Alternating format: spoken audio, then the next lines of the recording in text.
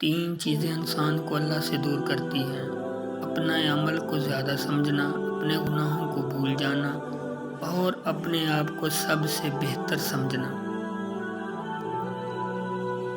جب رسی سخت ہو جائے تو سمجھ جائیں کہ ٹوٹنے والی ہے۔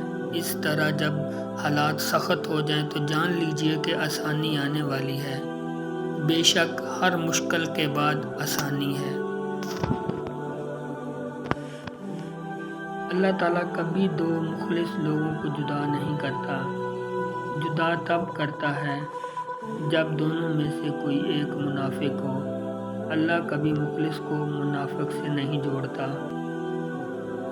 جب لوگ غصے میں ہوں تو ان کی بات غور سے سنا کرو، کیونکہ اصل حقیقت تب سامنے آتی ہے۔ بے شک مشکل کے ساتھ آسانی ہے۔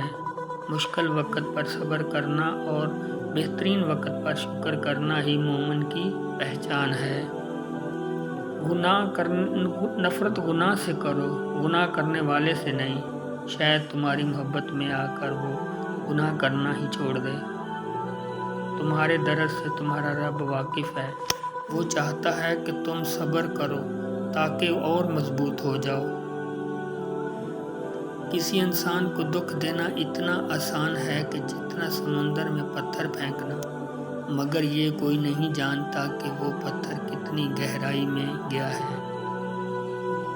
یقین رکھو کہ صبر کے بعد تمہیں ایسی حیران کن نعمت سے نوازا جائے گا کہ تم درد و تکلیف کی تلخیاں بھول جاؤ گے۔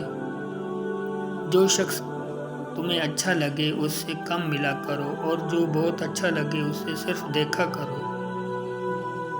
سب سے زیادہ خسارے میں وہ انسان ہے جو حق بات کہنے کی قدرت رکھتا ہو لیکن پھر بھی حق نہ کہہ سکے۔